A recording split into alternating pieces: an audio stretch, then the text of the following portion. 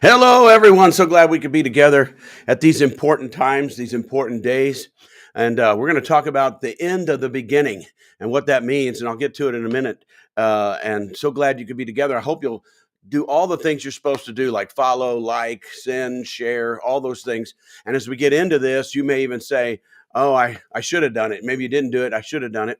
Tell your friends or share after the fact or whatever, because these are important times when we're getting answers and we're digging into answers that I don't think everybody's getting. Okay, and the reason I say that is I was watching Fox News about 2 days ago, and there was a commentator on there he's on there all the time, and hi Jim, Diane, uh, and he was on there, and he said people are sending in emails to Fox, and they're asking where is God in all of this, and they were doing their best to talk about it.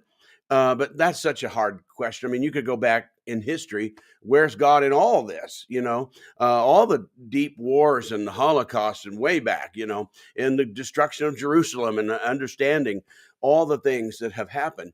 And to really understand it, you have to really go back to the book of Genesis and understand that God didn't create this and God didn't cause this, that there's evil in the world that was caused by the sin of mankind. So God created a good world, a happy world, a safe world for Adam and Eve, and then mankind, and hi Valerie and hi Julie, and yet mankind, the man and the woman, they sinned, they went against God, they rebelled against God, and that opened the door to evil and things that cause death. Right?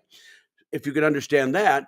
And then you can understand that God's goal is to do away with it. We can read at the end that he wants to do away with wars and death and destruction and tears and agony. So his goal, even though we as mankind opened the door to it, he's got the long-term plan. So where's God in all this? Well, in the long-term plan, he's going to do away with that kind of stuff. He's going to wipe every tear from our eye. Sickness, disease, war is going to disappear. That's where we're going. We're not there yet. And so that's why we're still stuck in the downfall of humanity. All right. But where is he in this now taking us? Where are we now in the midst of this? And so that's what I want to talk to you about and get some understanding. And Janet and Darren, I see you, and I hope you can get this today, all of you, and share it with other people. That, of course, God's not in the harming of people. He's not in the war in that he wants people to get harmed or they're losing their homes. That's not him. He's not the evil one. There's evil in the world. And sometimes we want him to just eradicate all evil right now, do it right now. And it's just, that's not the way it works. It's coming. He's going to get rid of all of it, but it's not that way now. In the meantime, God is up to something. And we're going to back up and talk about that. And so let me back up even farther than that. Recently, I spent some time with some people who have great ministry, and their ministry is hard to describe in just a short sentence, but it's kind of explaining creation. Their ministry is explaining creation to people and evolution, that mankind didn't come from apes or gorillas or anything like that, and that we are created in the image of God, and they do a wonderful job at it. They're experts at it, okay? And so when you get around, they're going to help you understand that. And hi, Kay, from Oklahoma. And you're going to learn that, and they're going to drill that into you, and you're going to be experts at it if you hang around them.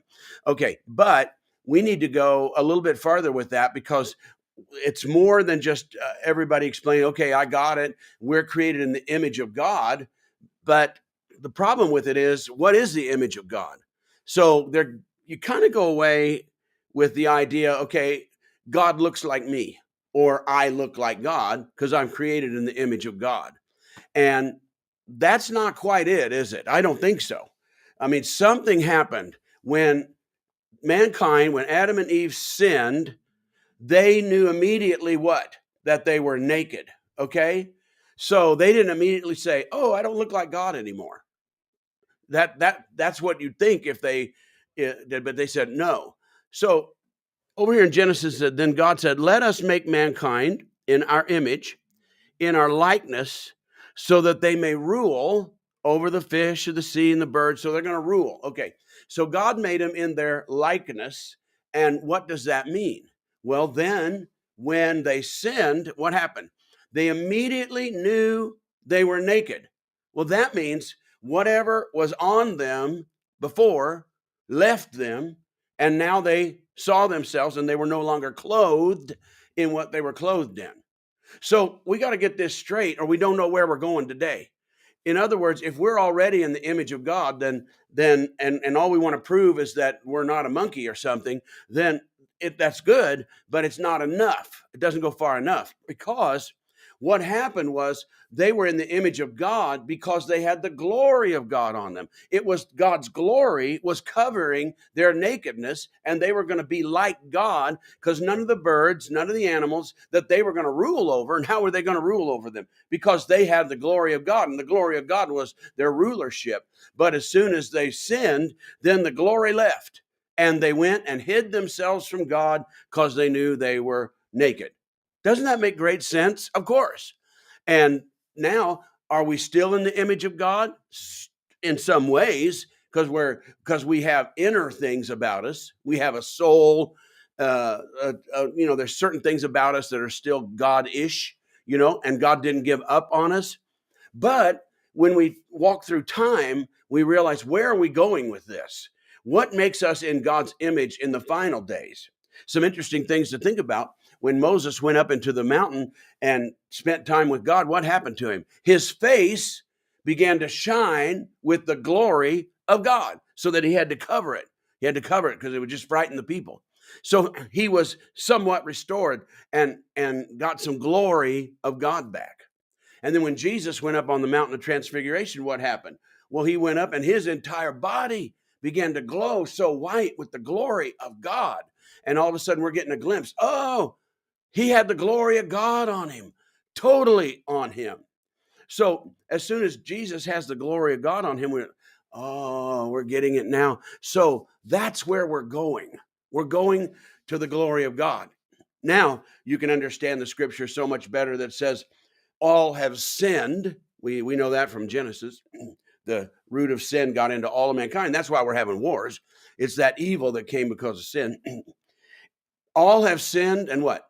Fallen short of the glory of God.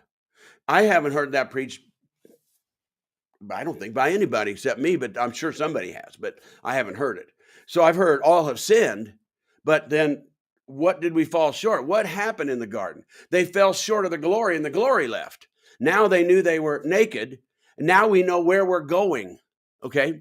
So now we understand when Jesus then was raised from the dead, it said, then we describe it as he now has a glorified body. So the glory returns. So God gets this all done. At the end of the age, when Jesus returns, then those that belong to Jesus, either they're alive and remain and they get transformed into the glorified body, or they come up out of the graves, right? And so when that happens, then they get a glorified body. Everybody does. And John said in the Bible, he says, we don't know exactly what it's going to be like, but we do know we're going to be like him. So that's where we're going. That's the journey. Okay. We're going from the glory being lost because of sin and being restored because of him, Jesus Christ. Okay. So now we know the journey. Now, in the middle of the journey, where are we? Where's God in all this? Well, the point being is, if we could settle all this fighting down, what? If we could get humans to experience as much of the glory that is humanly possible now, while we're still in this body. When humans experience the glory of God while in this body, they're not going to be fighting. They're not going to be at war. They're going to be at shalom, at peace and wholeness, right? So the goal now would be, where's God in all this? Well, he would like you to experience him. Hi, Nicole and Victoria and Chris and Vanita. It's so good to see all you together today. And I hope this is meaning something to you. It's a hard subject in a way, because you just don't hear it that often, of where we are and what's happening. So when people ask me, well, where is God in all this? And I'm saying, well, he would like you, us, and all of us to experience the glory of God to whatever extent we can while we're still in this body. Not that you have to die and then be raised again. You will. We can't go back to the garden and start over. That can't happen. So what we're in right now is the straining, and the whole earth is groaning to see the sons of God revealed. And so here we are. There's a war going on. People are fighting. Terrible things are happening. We don't know it's going to escalate. I believe it probably will, because evil just goes, but nevertheless. And people say, where's God? God could put a stop to this if humans, mankind, would receive in their hearts all that God has to give. Then the fighting would end and people would stop grabbing. Evil would slow down. Evil's not going to go away totally till Jesus returns, but it would slow down to a point where the destructive powers would slow down and goodness would increase. Goodness, because that's what happened to you. If you became a Christian, you became a believer, you didn't become perfect. No, but goodness hopefully increased. Hi, Anne Marie. So good to see you together with us. In goodness increased in you. So they say, where is God in all this? Well, God would like to have his image restored as much as possible to share with us his glory while still in this body, which would slow down evil and increase goodness. But where is the church? Where are the leaders? And in fact, when I was watching Fox News, the commentator, there were two of them, they were talking back and forth, were saying, where are the church leaders? Where is the voice of the church leaders calling their churches? Now, there are some Ukrainian churches particularly that are calling for prayer, obviously, and some churches, and we've been praying. But where is the mass movement that brings Christians to their knees and says, we're not going to get out of this without God. We cannot stop this. Well, the problem with it is, in order to get Christians to that point, it's probably going to have to increase before it brings us to our knees where we pray out for it to decrease. Just a little perspective from me.